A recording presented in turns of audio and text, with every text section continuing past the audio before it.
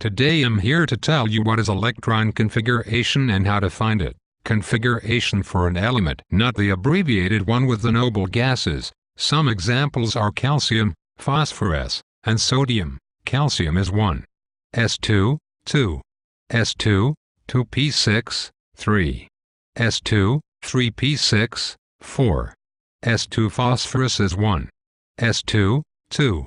S2, 2p6, 3. S2, 3p3 and sodium is 1. S2, 2. S2, 2p6, 3. S1. Now let's discuss how to determine the electron configuration for an atom. In other words, how electrons are arranged in an atom. There are 4 different sublevels which are S, P, D, and F. Notice there are only 2 elements in the first period, the first row of the periodic table. Their electrons are in the first principal energy level, n equals 1.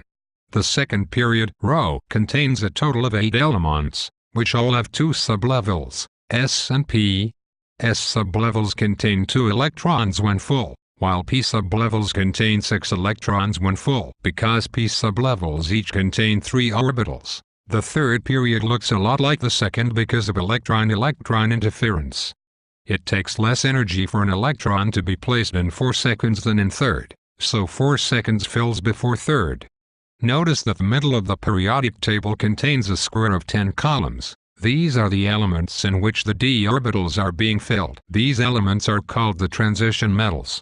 Now look at the 2 rows of 14 elements at the bottom of the table.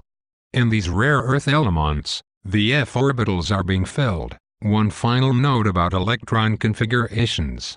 You can use the periodic table to quickly determine the valence electron configuration of each element.